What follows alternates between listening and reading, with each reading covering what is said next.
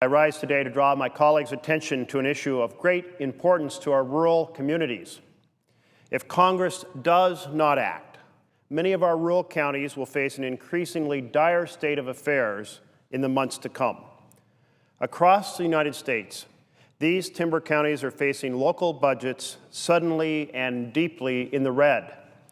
This fiscal crisis could mean reduced school days, fewer sheriffs, more offenders on the street, and cuts to other basic county services. Now, Congress has the power to avert this impending disaster, and Congress must utilize that power. So we must act without delay to extend the Secure Rural Schools and Community Self-Determination Act. Secure Rural Schools is not an entitlement program. It is a commitment that this nation, our federal government, made to rural forest counties out of fairness and common sense when it determined that it would put environmental overlays over large blocks of forest land that were dedicated to timber production with revenue shared with the local counties. This contract between the federal government and our rural counties has been a foundation of our national forest system, and we in this chamber need to honor it. Many folks come here and talk about how the federal government needs to uphold its share of the bargain. Well, this is an explicit contract with our rural counties, and we need to uphold that bargain. Since 1908, more than 100 years, the federal government has appropriately shared timber revenues with counties for the infrastructure that they develop because this timberland is in federal hands and produces no property tax revenue to support that infrastructure. Let me give you some background on what the scale of this issue is for states like Oregon. Oregon has 2.2 million acres of O&C lands. These lands were granted to the Oregon-California Railroad in 1866 and later reverted to the federal government when the railroad failed to live up to its terms of the grant. They also included a class of lands that originated from a similar situation, the Coos Bay Wagon Road lands. These lands make up a large percentage of the acreage in southern and western Oregon. Then there are Forest Service lands, timbered lands owned by the Federal Forest Service that make up 14 million additional acres across the state of Oregon. When you add it all together, more than half of Oregon's lands are federally owned. That means they don't produce a penny of property tax to support infrastructure in our rural counties. The O&C lands and the Wagon Road lands were dedicated to timber production when the counties received 50% of all revenues. Counties with national forest lands received 25% of the timber revenues. This created jobs and a source of money to provide counties with that needed infrastructure. In the early 1990s, timber production began a long decline, a precipitous decline. Trends like automation and trade hit the sector hard as they had so many more sectors, and on top of this, there was the environmental overlays that dramatically reduced timber harvesting. To compensate for the newly imposed federal structure that changed the entire pattern of timber production in our rural counties, our national government produced the Secure Rural Schools program. It provides payments to counties that were based on historic timber harvest levels and were no longer tied directly to annual timber harvest. This type of arrangement is not unique to Oregon, nor are the problems arising from the lapse of the Secure Rural Schools program. There are a great many states, particularly in the West, where much of the land is federally owned and whose counties rely on this program and similar programs to support key infrastructure. It is no wonder when the Secure Rural Schools payments lapsed in 2006, drastic measures had to be taken to adjust for the loss. Let me give you some sense what this is like in Oregon. In Josephine County, southern Oregon, 2/3 of the county's general fund come from county payments.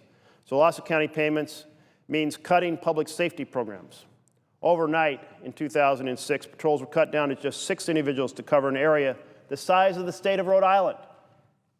In Lake County, where federal lands make up 61% of the county, They cut their federal road department from 42 individuals to 14. 14 folks for a road department covering a land area equal to the combined size of Connecticut and Delaware.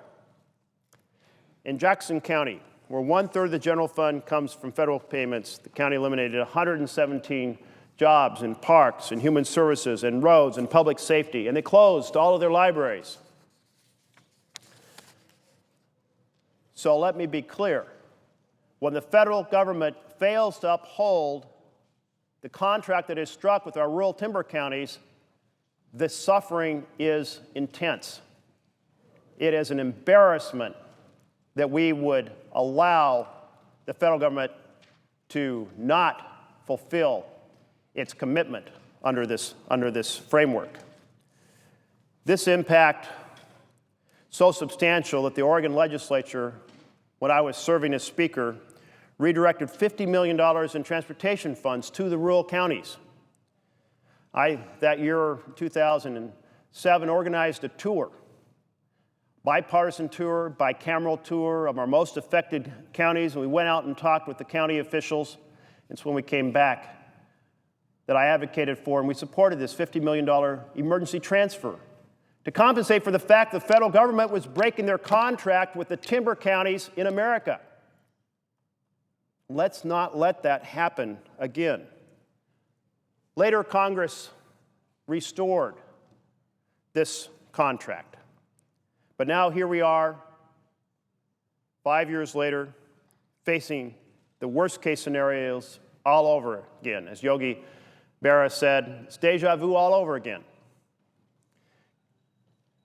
Because we failed to pass an extension before we left for the holidays, the last payment occurred a few weeks ago, and timber counties don't know what's going to happen now. They'd like to think that folks in this chamber honor and support sustaining this federal contract with our rural timber counties. But this chamber has to act to make that happen. Eugene Register Guard recently wrote an editorial about the situation in Lane County that, quote, "The emerging picture looks like a multi-car pileup on Interstate 5. Lane County is facing a $14 million shortfall. More than half of this, $7.2 million, will have to be absorbed by the sheriff's office. What does that mean for Lane County? It means the end of 24-hour patrols, coverage just limited to 16 hours a day. It means so few officers that they'd be unable to respond except, quote, to the most serious of crimes, unquote. It means parole and probation supervision would be eliminated for hundreds of offenders, and 130 jail beds would have to be closed. In addition, the district attorney's office faces a $1.9 million reduction in county funding, which would mean the loss of between 12 to 20 employees in the criminal division and potential shutdown of the county's medical examiner's office. And this is one of the counties that is in better shape. Others could go bankrupt as early as June of this year. As the Register Guard newspaper says, it's, quote, a dire predicament and in desperate need of help from Congress.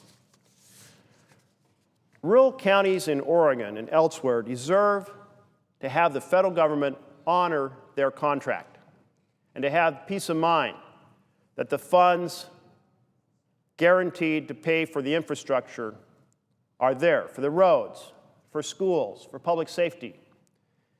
In this contract between the federal government and rural America, the federal government must uphold its end of the bargain. Rural counties have been on a roller coaster for far too long. They've been flying off the tracks. Pick any metaphor you want. A pileup on I-5, a roller coaster, a train running off the tracks. This is the situation in our rural timber counties. And those members who don't have rural counties, they have other situations where there are vital federal commitments. This one must be honored by this chamber. So the first step is to extend the Secure Rural Schools program as soon as possible. And President Obama has supported and proposed and included in his budget a 5-year reauthorization of secure rural schools and has made it mandatory spending. This short-term funding is a critical bridge to maintain schools and law enforcement in timber counties while we work for a viable, long-term, sustainable management solution for federal forests. I want to be clear. Timber counties would rather have forest practices that allow sustained production of timber as these lands were dedicated to. That creates jobs. That supports the whole supply chain. It provides logs to the independent mills that don't own their own forest land. This is the vitality of rural communities. My father worked at a sawmill when I was born, Harbor Plywood, in Riddle, Oregon. And I lived in the adjoining town of Myrtle Creek. Senator's time's expired. Thank you. I'll conclude, Madam President. Those of us with a timber background understand the essential nature of this federal contract. We must get it done in this chamber. I urge my colleagues to support it. Thank you, Madam President.